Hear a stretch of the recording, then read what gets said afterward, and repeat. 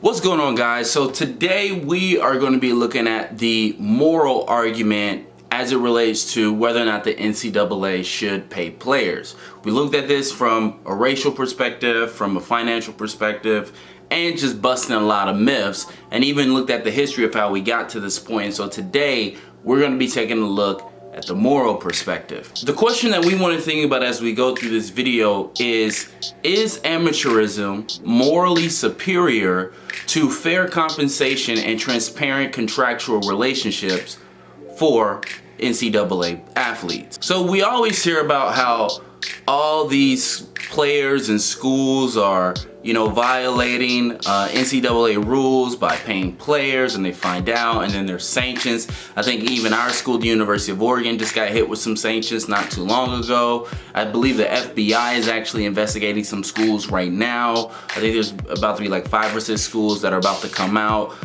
for violating some type of NCAA rules. Maybe it has to do with paying players. Maybe it's another rule that the NCAA has.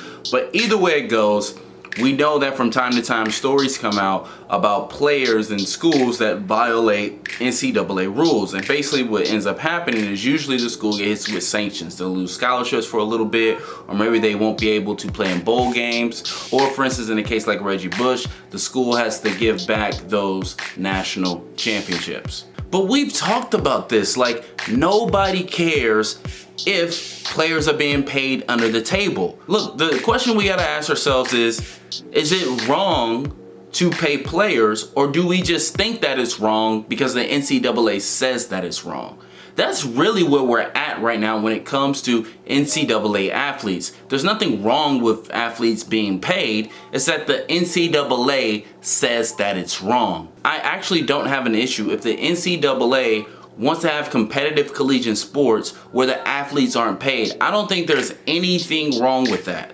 There's nothing wrong if the NCAA wants to say to compete in intercollegiate athletics, you can't receive any compensation outside of tuition and expense to go to school. It's totally fine with that. But it gets a little unethical when you start telling players, hey, you can't make any money off of being a student athlete, but we're gonna generate billions of dollars off of you being a student athlete.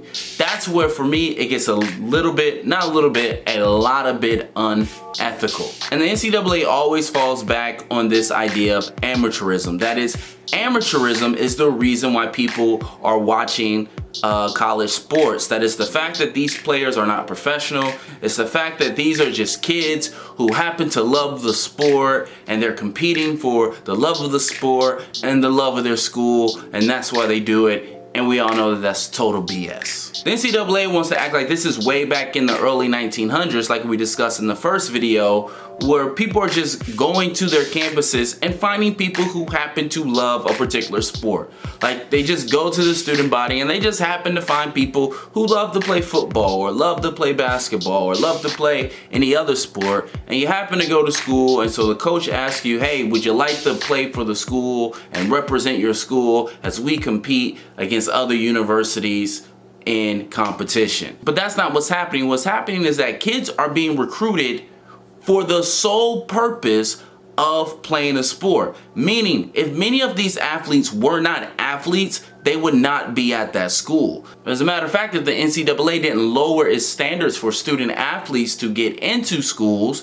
a lot of these student athletes wouldn't even meet the requirements to be able to go to these universities. So when you have a system that's predicated upon recruiting people for the sole purpose of playing a sport, not to attend the university. Attending the university is sort of like the added benefit of being a student athlete. It's like, oh, you also get to come to school here.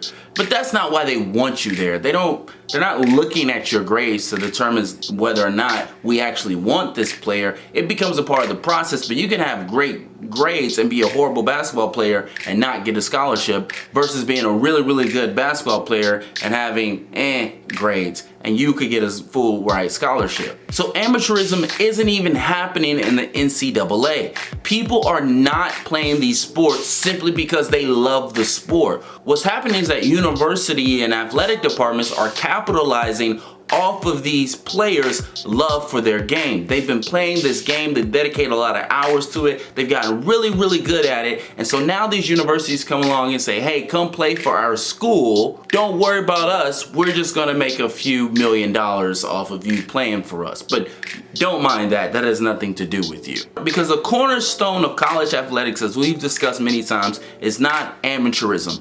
It's simply to prove that your school is better than another school at a particular competition. It's school pride, which is the bedrock of collegiate athletics. It has nothing to do with amateurism. If amateurism was really that important, then Division III would be the most popular brand of college athletics, because in Division III, there are no scholarships. It's literally people who are playing for the sake of playing. Sometimes they're playing with the hopes of eventually getting a scholarship to a Division I school. But all the athletes in Division III are literally playing because they want to play the sport. My whole argument is this: it is not right for you to tell someone that they can't make money off of doing what they love just so you can make money off of them doing what they love. That's essentially what it comes down to. If you actually look at the collegiate model, it is very immoral. It is wrong at its core. It's exploiting young people for their talent and capitalizing off of these young people's notoriety and skill. To give an example of how immoral the NCAA's model of amateurism is, just look at the University of North Carolina. For years, the University of North Carolina was putting athletes through these sham classes and basically giving them paper degrees, useless degrees, just to say that these kids were meeting NCAA regulations, even though these weren't real classes and these weren't real professors. But this is what happens when you make it illegal, well, not necessarily illegal, but you make it wrong to do what naturally comes natural. If someone has something that you want, normally you try to compensate them fairly. And if they really have something that you want, you try to compensate them handsomely. You try to give them as much as you can because you know that they're giving you something of incredible value, as we've talked about in previous videos. I think that is very natural for a coach or university or an athletic department to want to pay a kid to come and attend their school. I don't think anything is wrong with that. The only reason why we think that it's wrong is because the NCAA has told us that it's wrong. But it's not illegal, and it happens every single day. Here's another thing that the NCAA likes to do. The NCAA likes to act as if these student athletes are students first and athletes seconds. That these student athletes are not allowed to work any more than 20 hours in their sport. But we all know this is BS. We all know that the student athletes are dedicating way more than 20 hours a week to their sport. When you start talking about travel time, weight training, study hall, training meals, getting to practice, going from practice, practice itself, voluntary workouts, and the list goes on and on and on. This easily gets up to 40 to 50 hours a week spent on your particular sport as a Division I athlete. And again, we're trying to act as if an opportunity to get a degree is fair compensation. To those who think that these guys are unpaid amateurs, my argument is pay them. They deserve to be paid for the value that they are bringing to both the consumer and the university. For those of you guys who say these guys are being compensated enough with their free ride to college and the college experience, then awesome. Then we both agree that there is nothing morally wrong with compensating a student athlete. We're just disagreeing about the negotiation price. You think that it's okay for them just to receive a scholarship, and I think that they should receive more. But at the end of the day, nobody believes that it is actually immoral to pay student athletes. But year after year, all we hear about are these universities who are violating the NCAA regulations by compensating players. Even though we all agree that there is nothing morally wrong with compensating players. So if it's not wrong and it's not illegal, then why doesn't it happen? What do you guys think? Let me know down in the comment section. Do you think that it is immoral to compensate players, or do you think that there is nothing wrong with compensating players? We just need to find a better system.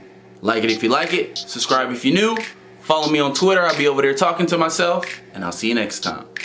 Peace.